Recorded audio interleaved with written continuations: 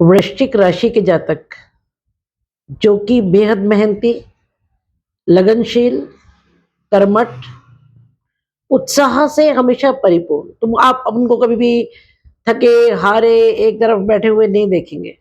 Life में कितनी भी प्रॉब्लम्स चल रही हुई शेयर ही नहीं करेंगे कभी आपके साथ। कभी पता ही नहीं लगेगा आपको कि ये किस प्रॉब्लम से, दुख से, दर्द से गुजर रहे हैं। और क्योंकि राशि के स्वामी मंगल हैं, सेनापति, तो लीड करते हैं हर जगह, परिवार में, वर्क प्लेस पर, समाज में, हर जगह लीड करेंगे। और लीड करने के साथ साथ सिर्फ मेंटल और इमोशनल एनर्जी नहीं, फिजिकल एनर्जी भी पूरी तरह लगा देते हैं। किसी के घर शादी है, किसी के घर कोई फंक्शन है, या आपने आपके वर्क प्लेस पर कोई काम है, अगर ये हायर पोस्ट पर भी हैं तो भी आप इनको बहुत छोटे फिजिकल वर्क करते हुए पाएंगे।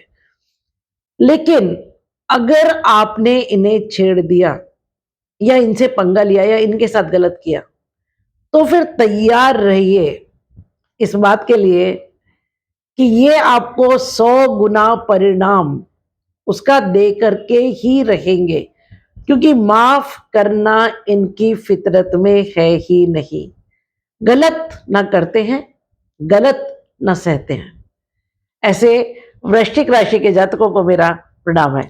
स्वागत है आपका दीपक ज्योतिष में, और स्वागत है मेरे चैनल 21st सेंचुरी मॉम में। आज बात करते हैं कैसा रहेगा मार्च का महीना वृश्चिक राशि के जातकों के लिए।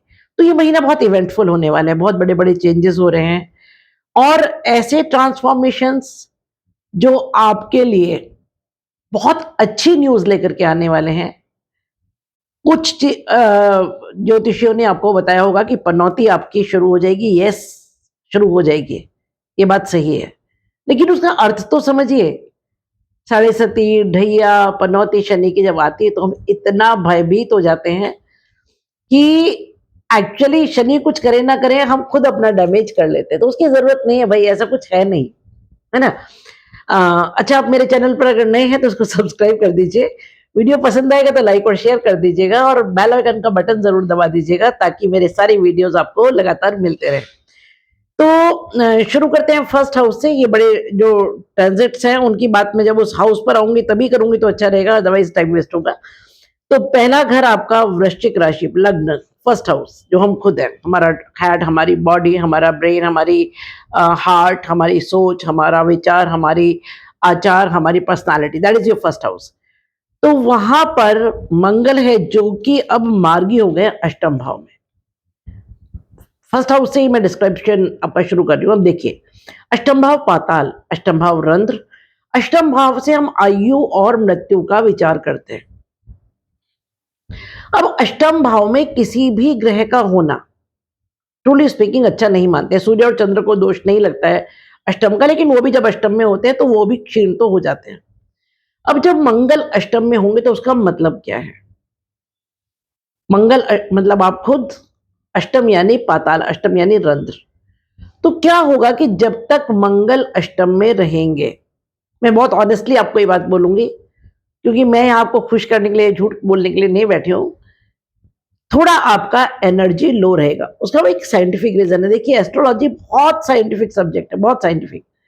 पाताल, ठंडी जगह, अंधेरा, वहां जब आप एक आग के अंगारे को रखेंगे तो क्या करेंगे? उससे क्या होगा? उस अंगारे की जो एनर्जी है वो लो तो होगी, लेकिन एट द सेम टाइम उस जगह को वो वार्म अप करेगा, गर्म करेगा, उष्मा देगा, प्रकाशित करेगा। तो अष्टम भाव एनर्जाइज्ड हो जाएगा।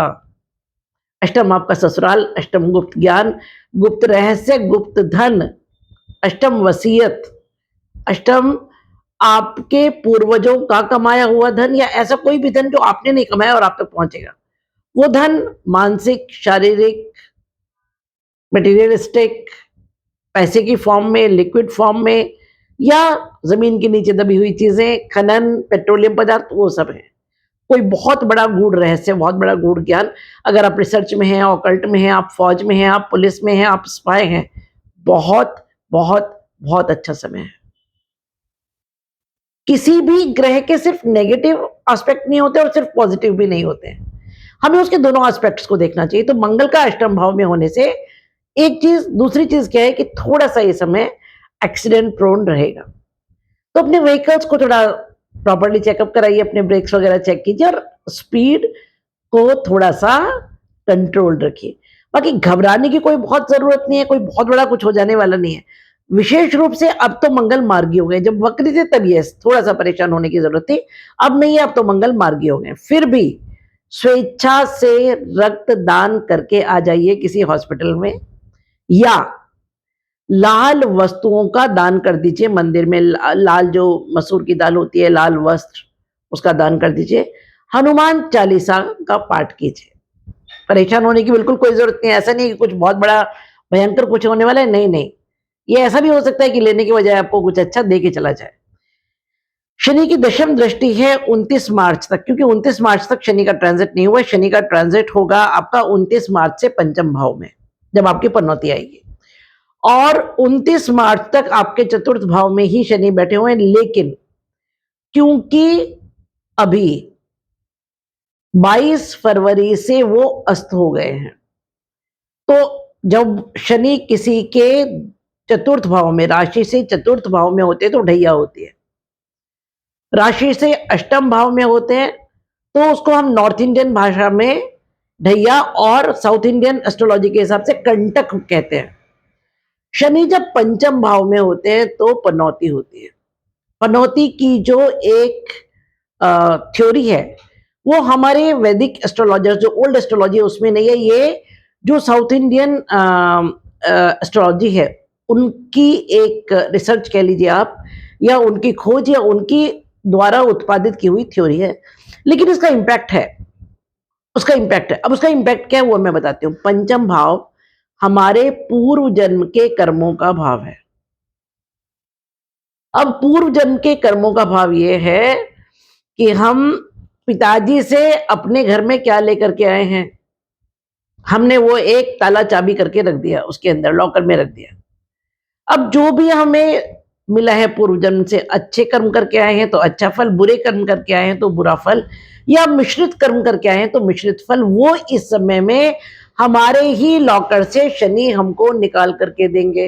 पहली बात तो एक बात है कि अगर इस समय, जैसे आपकी तो अभी ढैया चली है पिछले 2.5 साल, तो आपको काफी हद तक इम्पैक्ट शनि के पता लग गए होंगे।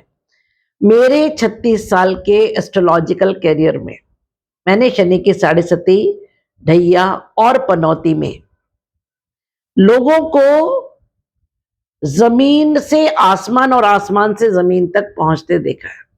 दोनों चीजें होती हैं। अब ये इस बात पर डिपेंड करता है कि आपकी हॉरोस्कोप में शनि की स्थिति कैसी है।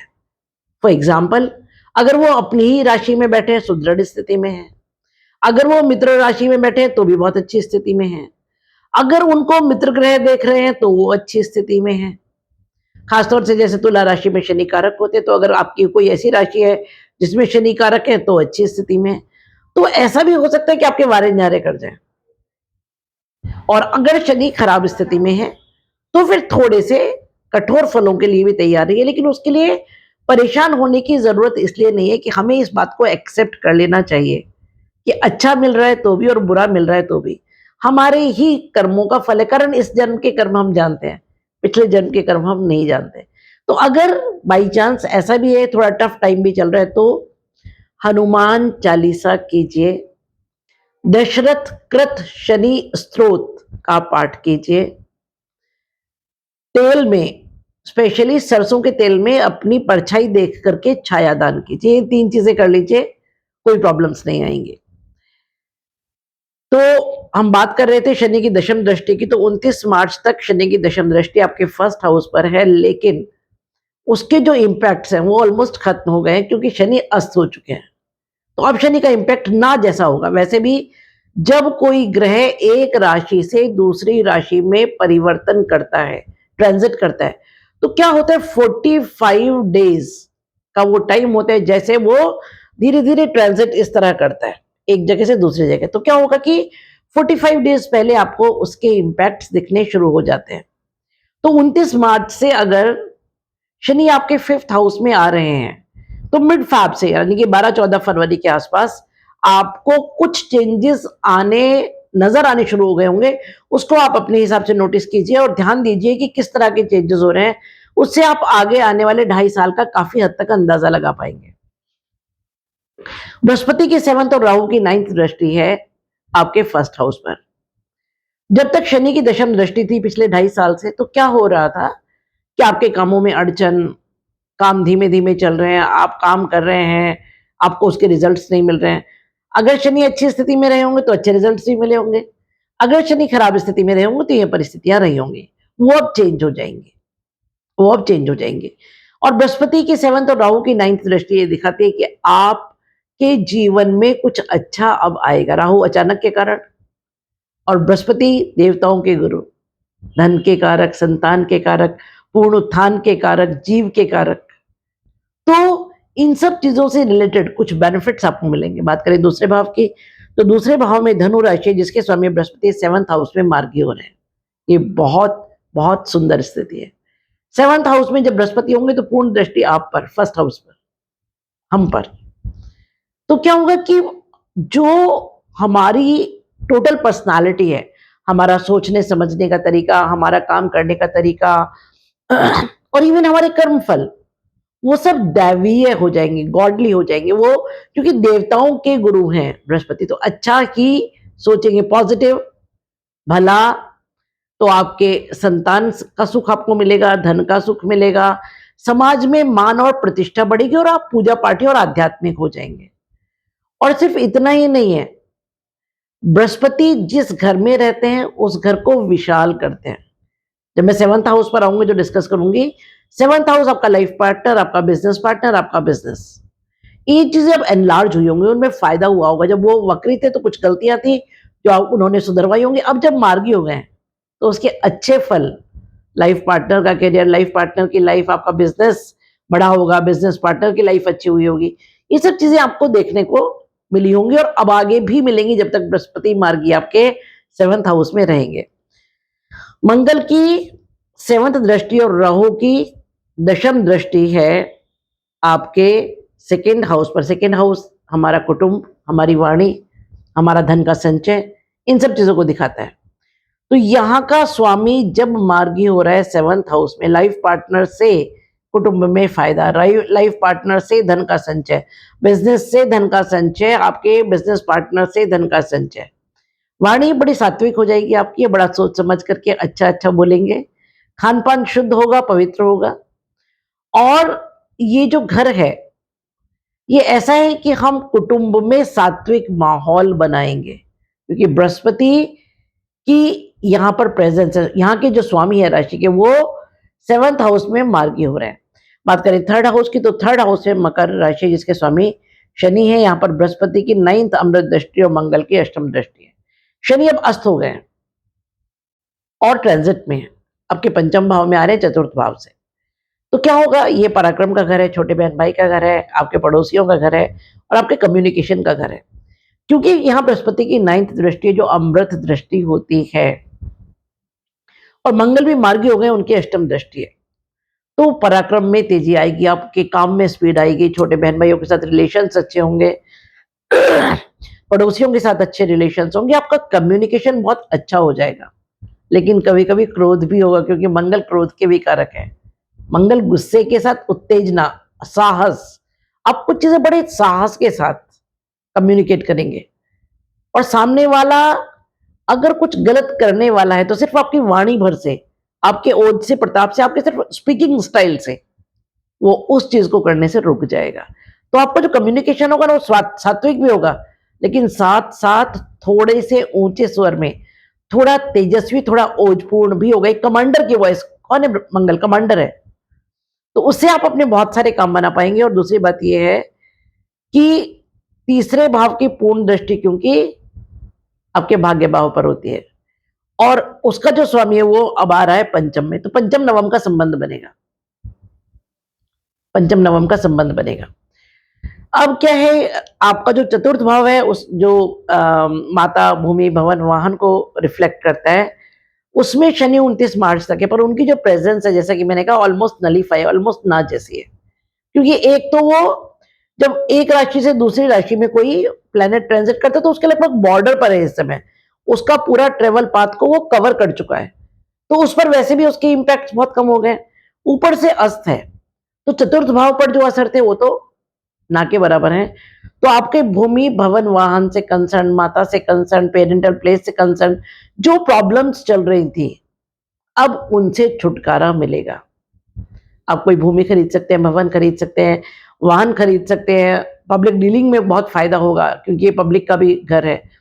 आपके पेरेंटल प्लेस पर कुछ फायदा होगा। माता के साथ अगर कोई संबंध खराब चल रहे थे या मदरली जो वुमेन है उनके साथ चल रहे थे, उनमें सुधार होगा। और आपके हृदय से रिलेटेड कोई प्रॉब्लम्स, बीपी से रिलेटेड कोई प्रॉब्लम्स थे तो उसमें भी सुधार होगा। अब बात करें पंचम भाव की, यहाँ जमावड़ा है बहुत सारा। 18 मई तक यहाँ राहु है, 29 मार्च से शनि आ जाएंगे। डेट्स पे सब लिखवा रही हूँ, आप लिखना चाहें तो लिख सकते हैं। 18 मई तक राहु है, 29 मार्च से शनि आ जाएंगे 2.5 साल के लिए। शुक्र यहाँ पर उच्च के हैं 28 जनवरी से 21 मई तक। एक एक प्लैनेट को डिस्कस करूंगी।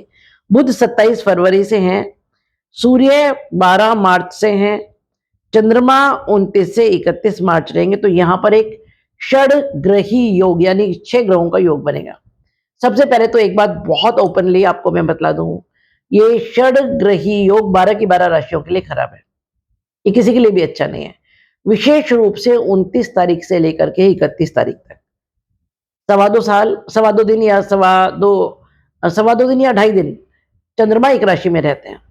तो 29 तारीख को आएंगे और 31 को मिड डे तक ऑलमोस्ट वहां से चले जाएंगे। लेकिन ये जो सवा दो दिन 2.5 दिन का जो समय है, जब 6 ग्रह एक साथ है, कारण सूर्य और राहु ग्रहण दोष, चंद्रमा और राहु ग्रहण दोष, शनि और राहु पिशाच योग, लेकिन साथ में अच्छे योग यहाँ पर योग भी बन रहे हैं। शुक्र और बुध महालक्ष्मी योग, बुध और सूर्य बुधादित्य योग, चंद्रमा और सूर्य अमावस्या योग।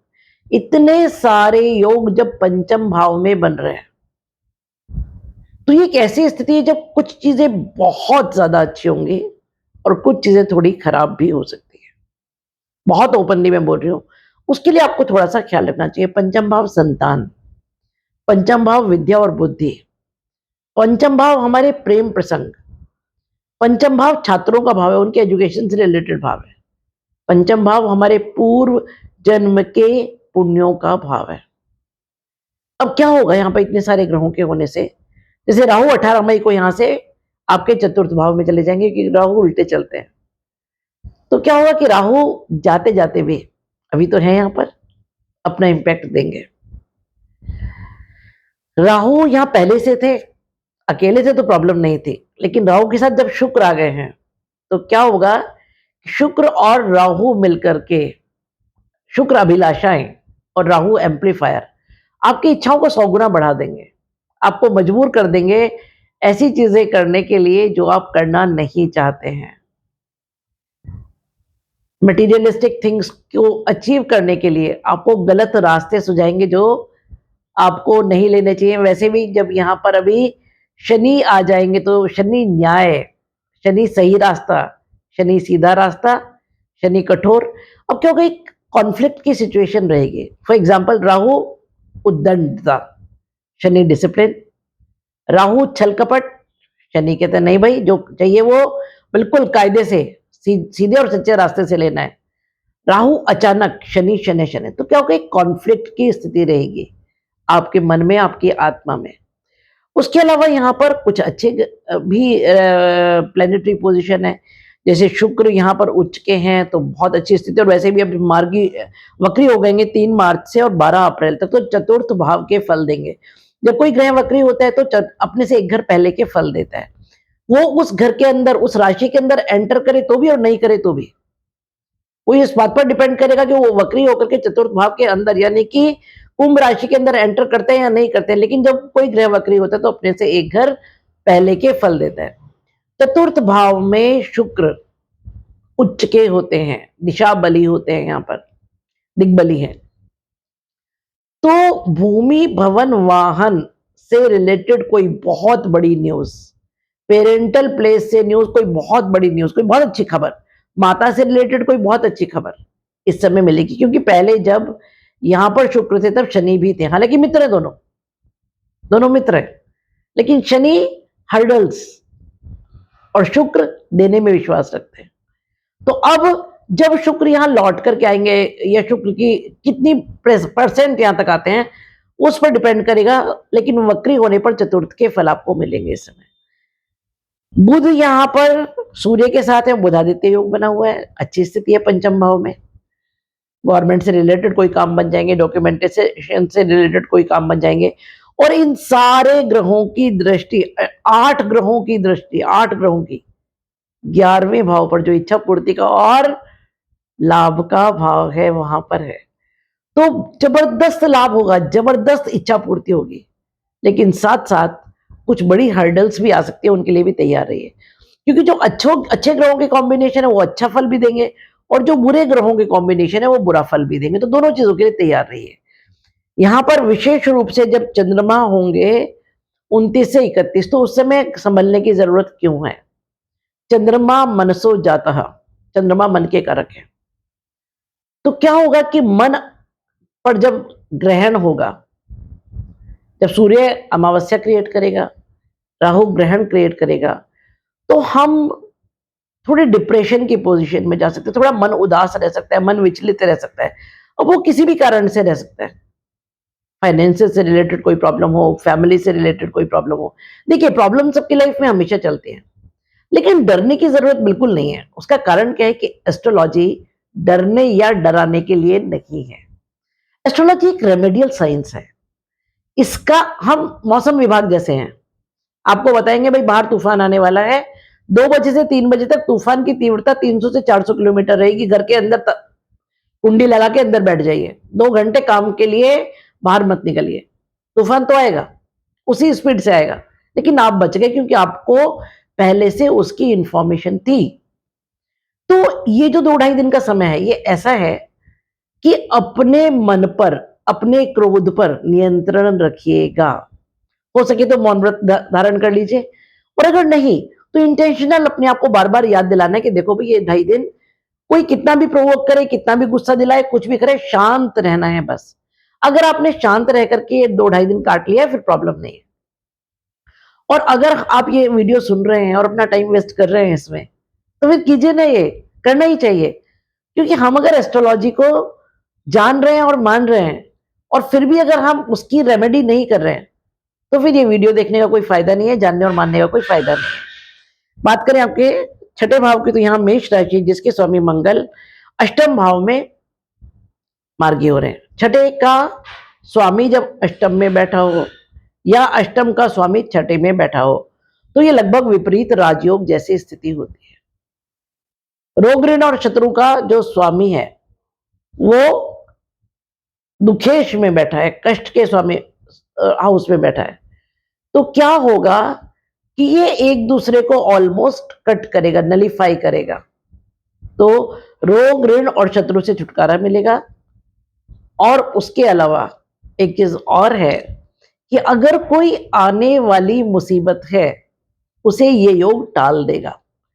फॉर एग्जाम्पल, कोई बहुत बड़ा एक्सीडेंट होना है और आप घर में ही थोड़ा सा बेड से टकरा गए या किसी चीज से टकरा गए, थोड़ा सा घुटना छिल गया या थोड़ी सी उंगली में चोट लग गई, बस हो गया। तो कोई बहुत बड़ा संकट किसी बहुत छोटी प्रॉब्लम पर आकर टल जाएगा, ये एक अच्छी खबर है। 7th हाउस में बृहस्पति मार्गी है, मैं डिस्कस कर चुकी हूँ। यहाँ पर 29 मार्च से शनि की तीसरी दृष्टि आ जाएगी, वो ऑलमोस्ट अप्रैल में आएगी, तो उसको मैं बाद में डिस्कस करूंगी। 29 मार्च तक शनि की दृष्टियां हुई हैं। अष्टम भाव में मंगल मार्गी है, मैं इसको भी डिस्कस कर चुकी हूँ, 24 फरवरी से 3 अप्रैल तक है। अब बात आई नवम भाव की, तो कर्क राशि है जिसका स्वामी चंद्रमा चलायमान है, जिसको 29 से 31 संभालना है। उसके अलावा पंचम भाव पर जो इस समय दृष्टि है वो राहु की है, तो राहु अचानक भाग्योदय देगा, अपने मित्र शनि के साथ है। तो जो चीजें धीमे धीमे शनि कर रहे थे, राहु उनमें तेजी ला करके अचानक भाग्य का फल देंगे। दशम घर में सिंह राशि जिसके स्वामी सूर्य 12 तारीख तक आपके चतुर्थ भाव में रहेंगे, उसके बाद वो आपके पंचम भाव में आ जाएंगे। चतुर्थ में सूर्य को बहुत अच्छा नहीं मानते, हृदय का थोड़ा सा ख्याल रखिए।